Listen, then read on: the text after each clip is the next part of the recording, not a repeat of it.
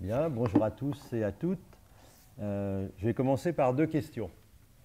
Qui connaît les mémentos du Krebs de Montpellier? Bon, Pas mal. oui, enfin. Deuxième question. Qui a déjà vu un mémento du Krebs de Montpellier? En chair et en os, hein? Ah, il y en a beaucoup moins quand même. Eh bien voilà. Non, non, j'ai dit en chair et en os. Donc en voilà un. Donc petit ouvrage de 30 à 40 pages, bien illustré, facile à lire. C'est le 11e numéro. Et donc c'est ce qui va, enfin on va tourner autour de ce petit manuel là pour vous montrer ce qu'on a fait cette dernière année par rapport à cette révolution que l'on a mis en place. En fait, l'objet de ma présentation, ça va être de décrire l'évolution récente que l'on a apportée à la diffusion des mémentos. T'en as besoin ou pas? Non, non. Par l'outil numérique. Je ne vais pas dérouler mon CV, mais je vais juste évoquer quelques points de mon parcours de vie qui va éclairer ma présentation. Dans une vie antérieure, j'étais pagayeur de haut niveau, ça ne se voit pas trop, mais jadis. Et ensuite, j'ai été entraîneur national de canoë olympique, de slalom, au sein de la Fédération française de canoë-kayak. J'ai arrêté d'entraîner après Sydney, les Jeux de Sydney, et j'ai intégré le Krebs de Montpellier. Donc là, ça se situe en 2000, pour travailler d'abord au service formation, ensuite au service haut niveau. Service haut niveau que j'ai abandonné lâchement en 2017 pour faire valoir mes droits à la retraite. Mon épouse dirait que j'ai mal fait valoir mes droits parce que je continue à encadrer des stages de FPC et des entraîneurs à l'INSEP. Je continue à accompagner en coaching des entraîneurs. Et surtout, je coordonne les mémentos du Krebs de Montpellier, c'est-à-dire, entre autres, j'anime, vous allez voir, le petit atelier avec les rédacteurs qui contribuent, et aussi je suis l'édition des tomes quand ils sortent de temps en temps.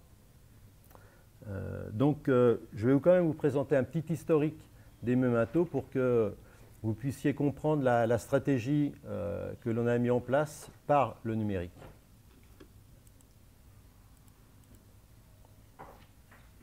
Un tout petit peu d'histoire, mais je vous en ai fait déjà un petit volet. Mais ouais, quand j'étais entraîneur, bon, on entraîne techniquement, etc. Mais j'attachais une grande attention aux aspects mentaux, donc de la préparation mentale. Et pendant les 20 ans plus que j'ai entraîné, j'ai toujours été confronté à comment diffuser, à comment faire connaître la préparation mentale, les outils.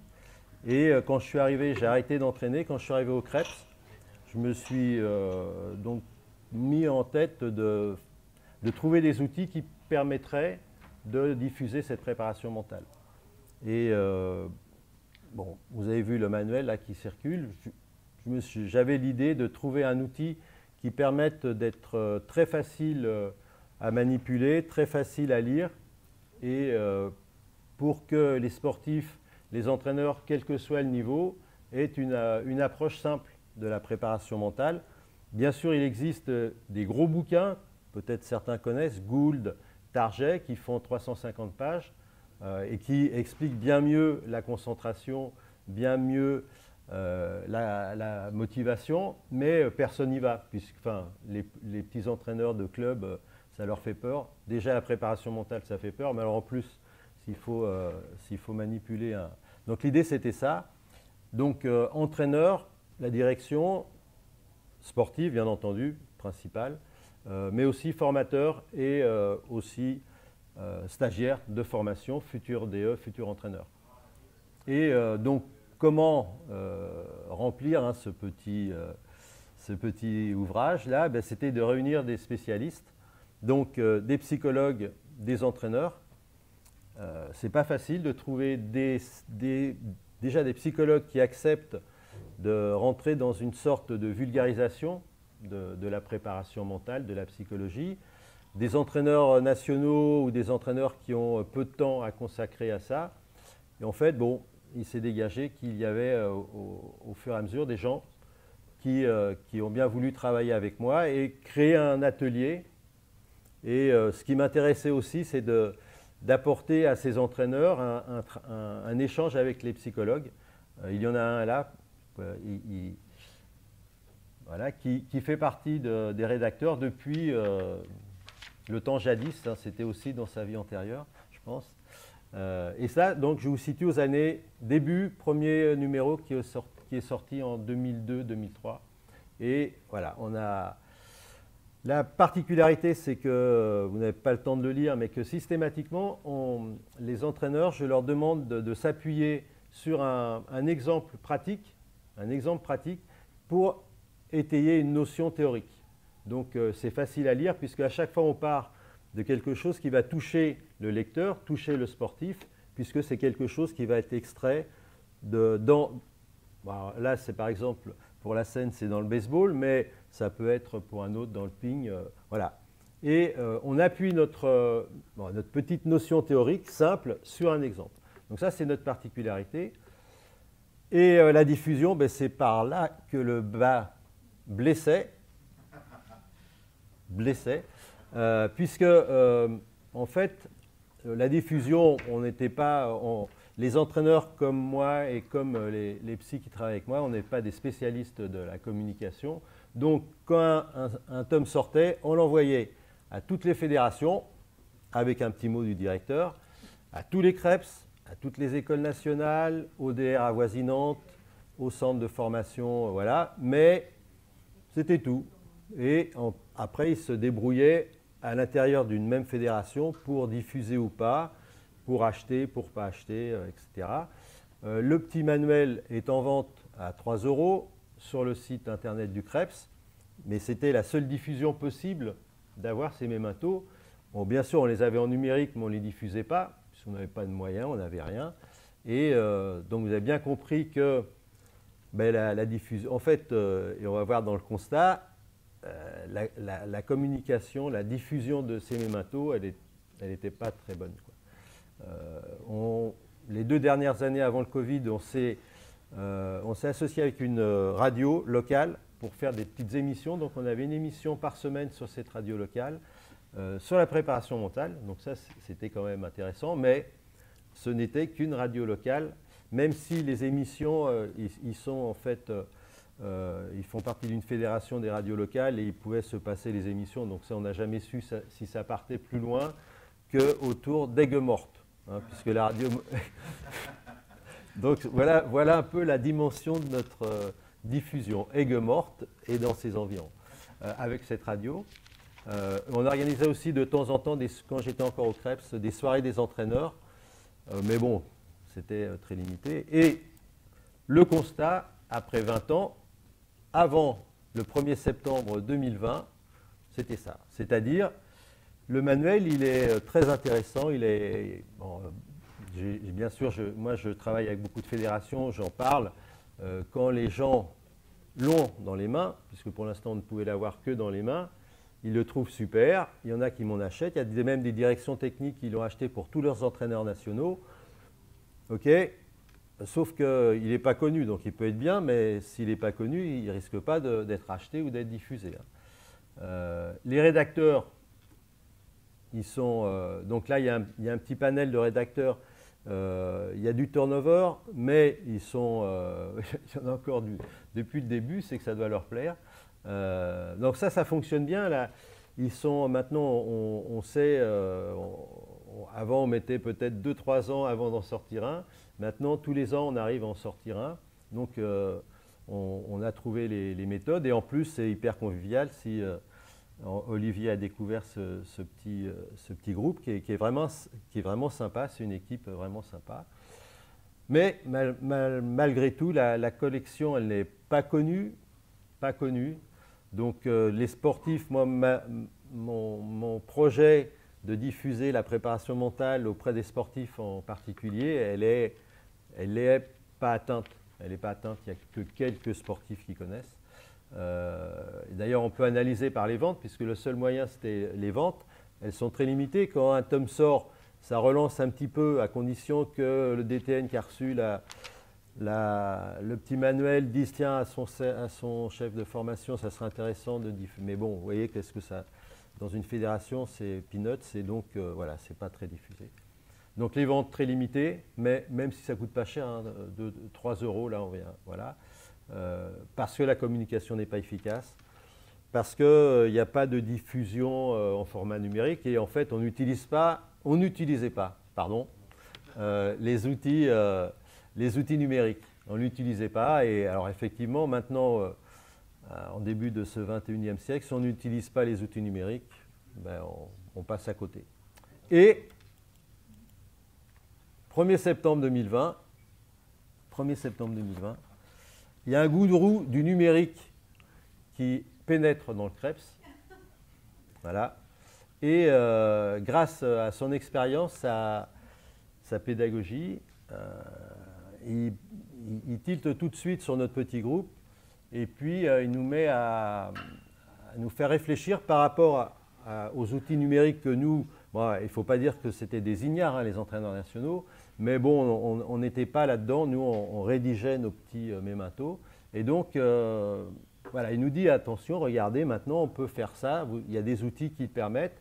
Et donc, avec ce petit groupe, on a décidé de changer de braquet et puis de se dire, on va essayer, avec ces outils, d'avoir une vision sur du long terme.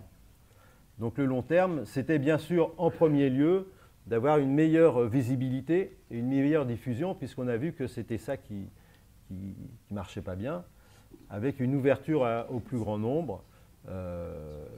Et là, ben, c'était de créer une plateforme, créer un centre ressources. Donc nous, quand il nous a parlé de ça, ben, on a dit ben, super, mais voilà.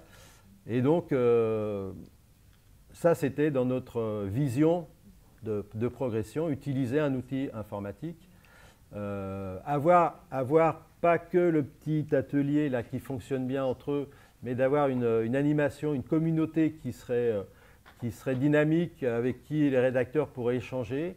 Donc ça, c'était notre rêve, parce que là, pour l'instant, on fonctionnait en vase clos. Meilleure intégration au CREPS, parce qu'on s'est aperçu que même au sein même de ce CREPS, les mémentos n'étaient pas connus, n'étaient pas utilisés. Et c'est quand même dommage. Peut-être ouvrir à terme sur d'autres collections, préparation physique, parce qu'on a des pointures au CREPS, mais voilà, on n'avait pas les outils, on n'arrivait pas à les motiver. Peut-être à terme aussi avec ces outils avoir une rentabilité, parce que là, à 3 € et en vendant que quelques centaines, bon, pour le CREPS, c'était pas rentable. Alors peut-être que dans le futur, pour nous, ça serait de rentabiliser aussi ces mémentos, le travail que tout le monde fournit. Et aussi se rapprocher du service formation pour proposer des formations adaptées comme vous en faites là avec les DE, les BP, mais sur la préparation mentale. Alors, attention au timing. Ok. Encore, c'est bon. Bon. Donc on s'est lancé il y a un an, un peu plus d'un an, présentation à la direction a dit ok, elle nous a soutenus parce qu'elle veut soutenir ce genre de développement. On a donc grâce à Olivier, création d'un ENT, une plateforme où on a pu mettre en ligne nos mémentos, mettre en ligne les émissions de radio et mettre en place une architecture pour qu'il y ait des forums, une médiathèque, un espace rédacteur où on peut communiquer entre nous. Et petit à petit, les rédacteurs se sont appropriés, comme moi, cette plateforme. C'est pas encore nickel chrome, hein, Olivier. Et on a mis en route donc cette nouvelle ère des mémentos avec, alors pour l'instant, une ouverture seule aux membres du RNSPF. Ne peuvent aller sur cette plateforme que les gens qui ont donc une convention avec le RNSPF.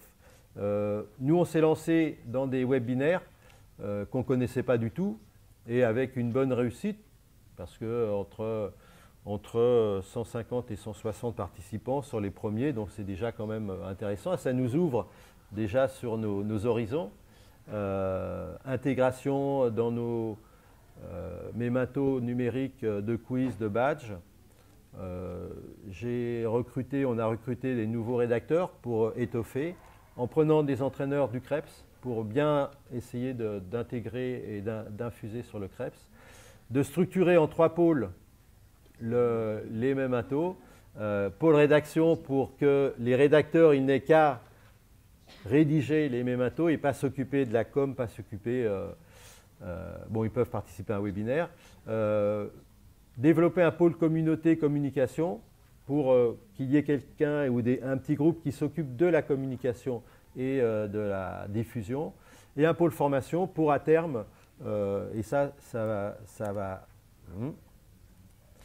c'est notre aussi projet, c'est de faire une formation pilote sur, par exemple, la concentration en quelques heures en formation en ligne pour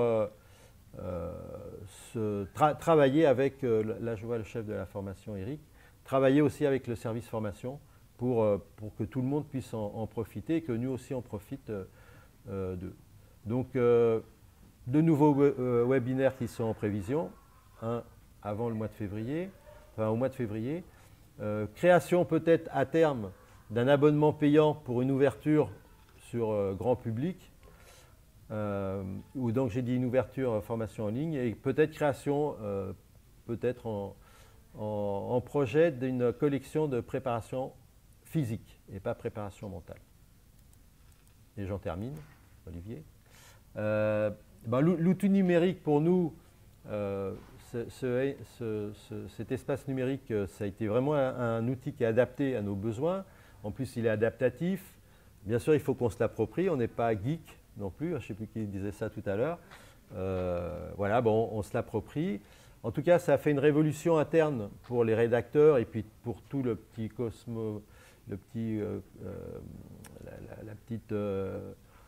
petit groupe qui était autour des rédacteurs et des rédactions. On commence à avoir une meilleure visibilité et on se rapproche des acteurs visés. C'est ce que je souhaitais il y a 20 ans. Alors, les enjeux, c'est que les rédacteurs continuent à produire, puisque c'est quand même le cœur des mémentos. L'autre enjeu qui est quasi aussi important, c'est de faire vivre cet espace numérique. Et là, on commence, mais ça va être le virage, c'est d'arriver à faire vivre cet ENT, parce que s'il ne vit pas, personne ne va y venir. C'est comme un site internet qui n'évolue pas. Si on ne le fait pas vivre, eh bien, cette communauté dynamique, elle ne va pas se mettre. Voilà. Et la formation en ligne aussi qui va venir prochainement. Voilà les enjeux et merci pour votre attention.